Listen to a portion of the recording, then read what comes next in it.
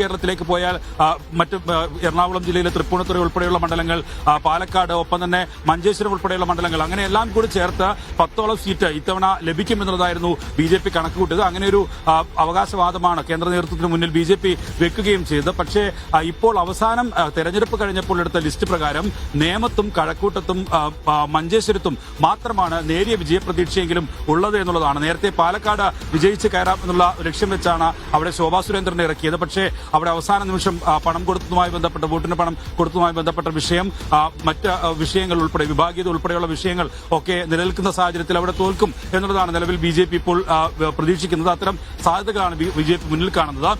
നിയമസഭാ തെരഞ്ഞെടുപ്പിന് വേണ്ടിയിട്ട് ചാക്കുകെട്ടുകളിൽ വന്ന ഹവാല പണം കുറച്ചൊക്കെ ചെലവഴിച്ചിട്ടുണ്ടായിരുന്നു. കുറച്ച്, വളരെ കുറഞ്ഞത്, അതിന്റെ മെജോറിറ്റിയും നക്കി തീർത്തതാണ്. പക്ഷേ ഇപ്പൊ BJPയുടെ കണക്കുകൂട്ടൽ എന്തായിരുന്നു എന്നറിയാമോ? ഇപ്പൊ BJP ചിന്തിക്കുന്നത് ആ പണവും ചെലവഴിക്കേണ്ടിയില്ലായിരുന്നു, അതും നക്കിയാ മതിയായിരുന്നു എന്താണ് ചിന്ത. കാരണം എന്താ, പാലക്കാട് ശോഭാ സുരേന്ദ്രൻ പൊട്ടും, 8 നിലയിൽ പൊട്ടും എന്നുള്ളിടത്തേക്ക് കാര്യങ്ങൾ ഉറപ്പിച്ചിരിക്കുന്നു. യാതൊരുവിധ പ്രതീക്ഷയുമില്ല, ഒരു വിധത്തിലുള്ള പ്രതീക്ഷയുമില്ല. എല്ലാ പ്രതീക്ഷകളും തകിടം മറിഞ്ഞു. മനസ്സിലായില്ലേ? എല്ലാ പ്രതീക്ഷകളും തകിടം മറിഞ്ഞു. പൊട്ടുമെന്നുള്ളത് ഉറപ്പിച്ചിരിക്കുന്നു എന്നുള്ളതാ. അപ്പോൾ ഇപ്പൊ ഈ തെരഞ്ഞെടുപ്പ് കഴിയുമ്പോൾ എല്ലാവരും അവലോകനം നടത്തുകയാണല്ലോ. അതിപ്പോ BJP നടത്തുന്നുണ്ട്, CPM നടത്തുന്നുണ്ട്, കോൺഗ്രസ്സുകാർ നടത്തുന്നുണ്ട്, മുസ്ലിം ലീഗുകാർ നടത്തുന്നുണ്ട്. എല്ലാവരും അവര് മത്സരിച്ച സീറ്റുകളിലുള്ള അവലോകനങ്ങൾ അവർ നടത്തുന്നുണ്ട്. അപ്പോ 8 നിലയിൽ പൊട്ടുമെന്നുള്ളതാണ് ഇപ്പൊ അവർ ചിന്തിക്കുന്നത്, അല്ലെങ്കിൽ അവർ കണക്ക് കൂട്ടുന്നത്. അവരുടെ വിശകലനം അങ്ങനെയാ. അതേ വഴിയുള്ളൂ, വേറെ വഴിയില്ല. ഇതാണ് പോസിബിലിറ്റി. ഇതാണ് പാലക്കാട് ശോഭാ സുരേന്ദ്രൻ 8 നിലയിൽ പൊട്ടും, രമേശ് പിഷാരടി വിജയിച്ച് കയറും. ഒരു പ്രതീക്ഷയുണ്ടാവുമല്ലോ. ഇപ്പൊ നമുക്ക് തോക്കും, ജയിക്കും, അല്ലെങ്കിൽ രണ്ടിന്റെ ഇടയിൽ നിൽക്കും എന്നൊക്കെ പല രീതിയിലുള്ള പ്രതീക്ഷകളാണ്. ആ പ്രതീക്ഷയിൽ BJP മത്സരിച്ച പാലക്കാടിനെ സംബന്ധിച്ചിടത്തോളം പാലക്കാട് ഒരു പ്രതീക്ഷയുമില്ല, വിജയിക്കുമെന്നുള്ള ഒരു പ്രതീക്ഷയില്ല, മറിച്ച് തോൽക്കുമെന്നുള്ള ഉറപ്പ് അവർക്കുണ്ട് താനും. ഇപ്പൊ ശോഭ വിചാരിക്കുന്നുണ്ടാവും എന്തറിയോ, ഇപ്പൊ ദല്ലാൽ നന്ദകുമാറിന് വന്ന ഹവാല മണിയിൽ നിന്ന് എടുത്തിട്ട് 10 ലക്ഷം കൊടുത്തിട്ടുണ്ട്, ശരിയാണ്. അതുപോലെ കൊടുക്കാനുള്ളവർക്കൊക്കെ കൊടുത്താൽ മതിയായിരുന്നു. ഈ പാലക്കാട്ടുകാർക്ക് 1000, 500, 5000, 10,000, 15,000, ആ മരണ വീട്ടിൽ 15,000 രൂപ വരെ കൊടുത്തിട്ടുണ്ടെന്നാണ് പറയുന്നത്. അപ്പോൾ ഇത് കൊടുത്തുകൊണ്ട് കാര്യം ഉണ്ടായില്ല. ശോഭ ഇപ്പൊ വിചാരിക്കുന്നത് കൊടുക്കാനുണ്ടായിരുന്ന കടങ്ങളെങ്കിലും കൊടുത്തിട്ടുണ്ടായിരുന്നെങ്കിൽ എന്തെങ്കിലും ആ കടമെങ്കിലും വീടുമായിരുന്നു എന്നുള്ളതാ ശോഭ. ഞാൻ പറയുന്നത് ശോഭയെ കടമെന്നല്ലായിരുന്നു വീട്ടേണ്ടത്. ആ മഞ്ഞൾ ബിസിനസ്സിൽ ബാക്കിയുള്ള കുറച്ചുകൂടി നിക്ഷേപങ്ങൾ നടത്തിയിരുന്നെങ്കിൽ ചാവുന്നത് വരെ മഞ്ഞൾ തേച്ചെങ്കിലും കുളിക്കാമായിരുന്നു. അവസാനം പട്ടടയിലേക്ക് എടുക്കുന്നതിന് മുമ്പ് ഒരു മഞ്ഞൾ തേച്ച് കുളിപ്പിച്ചിട്ട് എടുക്കുമായിരുന്നു. ഇപ്പോൾ കടിച്ചതുമില്ല, പിടിച്ചതുമില്ലാത്ത അവസ്ഥയായിപ്പോയി. ആ മഞ്ഞൾ ബിസിനസ്സിലെങ്കിലും നിക്ഷേപിച്ചാൽ മതിയായിരുന്നു. ഇൻവെസ്റ്റ്മെന്റ് അവിടെ ഇൻവെസ്റ്റ് ചെയ്യണമായിരുന്നു. അല്ലാതെ കേരളത്തിലെ പ്രബുദ്ധരായ ജനത്തെ ഈ പണം കൊടുത്ത് അവരുടെ വോട്ട് വാങ്ങാമെന്ന് കരുതിയ അത് ഊമ്പിപ്പോകുക എന്നല്ലാണ്ട് വേറെന്തുണ്ടാവാനാ, അല്ലേ? അപ്പൊ പാലക്കാട്ട് രമേശ് പിഷാരടി വിജയിക്കുമെന്ന് നമ്മൾ ആദ്യമേ പറഞ്ഞുകൊണ്ടിരിക്കുന്നതാ. അപ്പോഴാണ് ശോഭയുടെ വ്യക്തിത്വം, ശോഭാ സുരേന്ദ്രൻ ആനയാണ്, ചേനയാണ്, മാങ്ങയാണ്, മാങ്ങാ തൊലിയാണ്, ഒരു പറയുമല്ല. ജനമാണ്, ജനമാണ്, ജനമാണ് വലുത്. ഒരു കാര്യം ഉറപ്പല്ലേ, പാലക്കാടിൻ്റെ മതേതരത്വ മനസ്സ് എന്ന് പറഞ്ഞാൽ അത് വല്ലാത്തൊരു മനസ്സല്ലേ. ആ മതേതരത്വത്തെ കാത്തു സൂക്ഷിക്കാൻ പാലക്കാട്ടെ ജനതവും പ്രതിജ്ഞാബദ്ധരാണ്, കേരളവും പ്രതിജ്ഞാബദ്ധരാണ്. ഇത്തരത്തിൽ സംഘപരിവാറിന്റെ വിഷവിത്തുകൾ പാകാനുള്ള ഇടമല്ല ഈ ഭൂമി എന്നുള്ളതാ. ഇവിടെ വിലക്ക് വാങ്ങാൻ കഴിയുന്നതായിട്ട് ഒന്നും തന്നെ ഇല്ല. ഇവിടെ സാഹോദര്യമുണ്ട്, ഇവിടുത്തെ ഒരു സോഷ്യൽ ഫാബ്രിക് ഉണ്ട്. സംഘപരിവാർ അണ്ടർ എസ്റ്റിമേറ്റ് ചെയ്തു കേരളത്തിന്റെ പ്രബുദ്ധതയെ. അതാണ് അവർക്ക് വലിയ തിരിച്ചടി. അങ്ങനെ അണ്ടർ എസ്റ്റിമേറ്റ് ചെയ്യാൻ പാടില്ല. പിന്നെ ഈ ജനങ്ങൾക്കെല്ലാം 1000, 500, 2000, 5000, 5000 ഒക്കെ ഇപ്പോഴത്തെ കാലത്തൊരു മണിയാണോ? അതൊരു എമൗണ്ട് ആണോ? ഇപ്പോ ഇതൊരു കാലമുണ്ടായിരുന്നു, 5000 ഒക്കെ ഒരു എമൗണ്ട് ആയിരുന്ന കാലം, അല്ലേ? 5000 ഒക്കെ എമൗണ്ട് ആയിരുന്ന ഒരു കാലം ഉണ്ടായിരുന്നു. അന്ന് ഇതൊക്കെ ഒരു പ്രശ്നമായിരുന്നു. 5000 രൂപ എന്നൊക്കെ പറഞ്ഞാൽ ഇന്നതൊരു മണിയാണോ? ഇന്നതൊരു മാറ്ററേ അല്ല. ഇന്ന് ജുജൂബി മനസ്സിലായില്ലേ? അവിടെ കൊണ്ടുപോയിട്ട് ഈ ജനത്തിന്റെ പ്രബുദ്ധതയ്ക്ക് വിലയിടാമെന്ന് കരുതിയാൽ സംഘപരിവാറുകാരെ നിങ്ങൾ പൊട്ടന്മാരാ. അത് പിന്നെ പറഞ്ഞിട്ട് കാര്യമില്ലല്ലോ. ചാണകം തിന്നുന്നവന് ചാണകത്തിന്റെ ബുദ്ധിയല്ലാതെ വേറെ എന്തുണ്ടാവാനാ? ഇന്നലെ ഇപ്പം ഞാൻ ഒരു സീരിയൽ താരം കഴിഞ്ഞ ദിവസം മത്സരിച്ചിരുന്നല്ലോ എറണാകുളത്ത്. സീരിയൽ താരം ഒരു സ്ത്രീ കഴിഞ്ഞ ദിവസം ഈ 2020 ഒക്കെ ഭാഗമായി BJPയുടെ ഒക്കെ ഭാഗമായിട്ട് മത്സരിച്ചിട്ടുണ്ടായിരുന്നല്ലോ. അപ്പോൾ അവർ കഴിഞ്ഞ ദിവസം ഒരു സംസാരം ഞാൻ കണ്ടതാണ്. ചാണകം എന്ന് പറഞ്ഞാൽ ഇത്ര മോശപ്പെട്ട കാര്യമാണോ? അതിൻ്റെ ഉപകാരങ്ങൾ ഗുണങ്ങൾ നിങ്ങൾക്കറിയോ എന്നൊക്കെ ചോദിച്ചിട്ട്. ഗുണം നോക്കുകയാണെങ്കിൽ ഇപ്പൊ തീട്ടത്തിനും ഗുണങ്ങളുണ്ട്, അതുപോലെ ചാണകത്തിനും ഗുണങ്ങളുണ്ട്, ഇല്ലെന്നൊന്നും നമ്മൾ പറയുന്നില്ല. പക്ഷേ ചാണകം തിന്നാൻ പറ്റുമോ എന്ന് ചോദിച്ചാൽ അവിടെയാണ് പ്രശ്നം. ചാണകം തിന്നാൽ എന്താവും? ഇതുപോലത്തെ മന്ദബുദ്ധികളായി മാറും.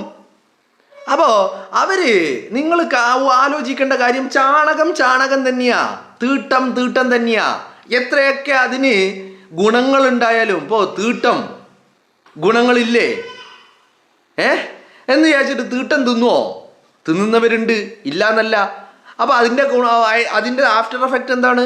ആ തീട്ടം തിന്നുന്നവൻ്റെ ബുദ്ധി നോക്കിയാൽ മതി. അതുപോലെ ചാണകം ഗുണങ്ങളില്ലാതൊന്നും ഞാൻ പറയുന്നില്ല, അറ്റ്ലീസ്റ്റ് കത്തിക്കാനെങ്കിലും ഉപയോഗിക്കുക. അത് എന്ന് പറഞ്ഞാൽ അതൊരു ഉപയോഗമാണ്, അതൊരു ഉപകാരമാണ്, അല്ലേ?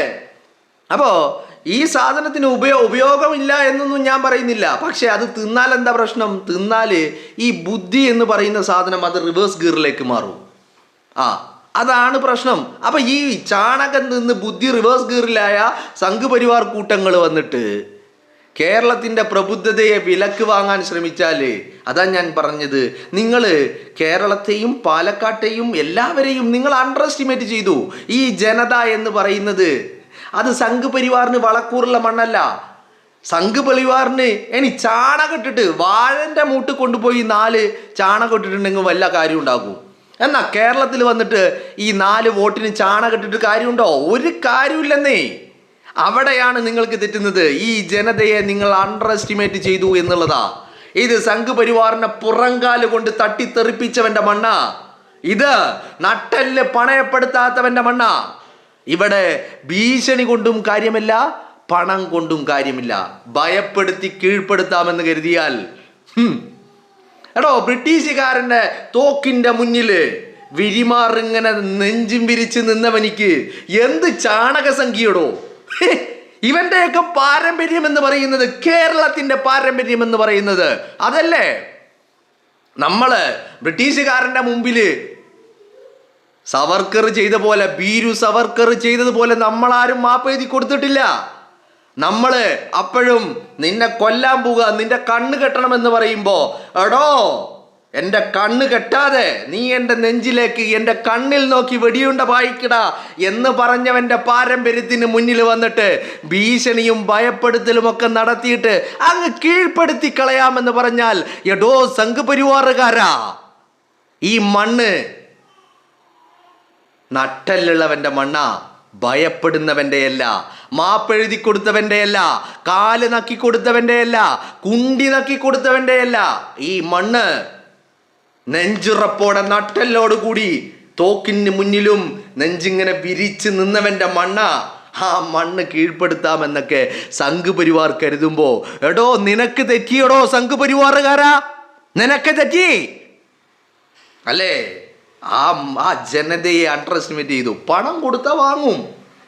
ദാരിദ്ര്യമുള്ളവൻ അവൻ്റെ ദാരിദ്ര്യത്തെ ചൂഷണം ചെയ്യാൻ ആര് പണം കൊടുത്താലും ചിലപ്പോൾ പണം വാങ്ങി എന്നൊക്കെ എന്ന് കരുതിയിട്ട് ഈ ജനത ആ പണത്തിന് വേണ്ടി നിങ്ങൾക്ക് വോട്ട് ചെയ്യുമെന്ന് നിങ്ങൾ കരുതുന്നു? എടോ, നിങ്ങൾ കേക്ക് കൊണ്ടുപോയി കൊടുത്തപ്പോഴും, നിങ്ങൾ വാഴക്കുല കൊണ്ടുപോയി കൊടുത്തപ്പോഴും, നിങ്ങൾ കിരീടം കൊണ്ടുപോയി കൊടുത്തവരും അപ്പോഴും അത് മുൾക്കിരീടമാണെന്നറിയാതെ വാങ്ങി വെച്ചവരുണ്ട്. പക്ഷെ അവരും ഈ തെരഞ്ഞെടുപ്പിൽ നിങ്ങളെ പുറങ്കാല് കൊണ്ട് തട്ടിത്തെറിപ്പിച്ചില്ലേ? ഇല്ലേ? ആ പാലക്കാടിന്റെ മണ്ണിൽ വന്നിട്ട് അവിടുത്തെ രാഷ്ട്രീയ പ്രബുദ്ധതയെ ചോദ്യം ചെയ്യാം, അല്ലെങ്കിൽ അതിനെ വിലക്ക് വാങ്ങാമെന്ന് നിങ്ങൾ കണക്ക് കൂട്ടി. അവിടെ തെറ്റി നിങ്ങൾക്ക്. ശോഭാ സുരേന്ദ്രനല്ല, സാക്ഷാൽ തലതൊട്ടപ്പൻ നരേന്ദ്രമോദി പോലും വന്നു പാലക്കാടിന്റെ മണ്ണില്. എന്നിട്ട് എന്തുണ്ടാക്കി?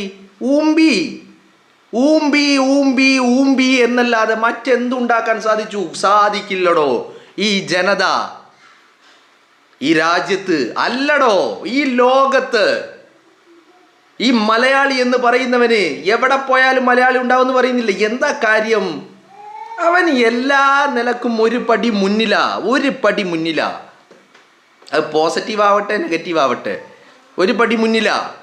അപ്പോൾ ഇവിടുത്തെ ഈ പറയുന്ന മലയാളിക്ക് വന്നിട്ട് 500-ന്റെ നോട്ട് വിതരണം ചെയ്തിട്ട് അതിലൂടെ 4 വോട്ട് ഉണ്ടാക്കാമെന്ന് കരുതിയ നിങ്ങൾക്ക് തെറ്റിയില്ലേ?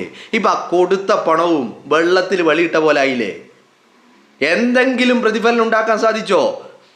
ഇനി ഞാൻ ഒരു കാര്യം കൂടി പറയാം. 2024 ഉപതെരഞ്ഞെടുപ്പിൽ നിങ്ങൾ 2ാം സ്ഥാനത്തുണ്ടായിരുന്ന സംഘ് പരിവാർ ഈ തെരഞ്ഞെടുപ്പിൽ 3ാം സ്ഥാനത്തേക്ക് പോകും. അതിന് പല കാരണങ്ങളുണ്ട് കേട്ടോ, പല കാരണങ്ങളുണ്ട്. കാരണം മറ്റൊന്നുമല്ല, നിങ്ങൾ ഈ ശക്തി കേന്ദ്രങ്ങൾ എന്നൊക്കെ പറയുന്നിടത്ത് നിന്ന് SIR പ്രകാരം കണ്ടെത്താൻ കഴിയാതെ വെട്ടിപ്പോയ ആളുകളുടെ വോട്ട് എന്ന് പറഞ്ഞാൽ പാലക്കാട്ടെ വോട്ടായിരുന്നില്ല. ആ വോട്ടുകളൊക്കെ നഷ്ടപ്പെട്ടിട്ടുണ്ട് എന്നുള്ളതാ. ഈ തദ്ദേശ തെരഞ്ഞെടുപ്പിന് മുൻപായിരുന്നു SIR-ന്റെ പട്ടിക വന്നതെങ്കിൽ, ഈ തദ്ദേശ തെരഞ്ഞെടുപ്പ് SIR പ്രകാരം നടന്നിരുന്നുവെങ്കിൽ ഈ തെരഞ്ഞെടുപ്പിൽ, തദ്ദേശ തെരഞ്ഞെടുപ്പിൽ പാലക്കാട് നഗരസഭ BJPക്ക് ലഭിക്കുമായിരുന്നില്ല.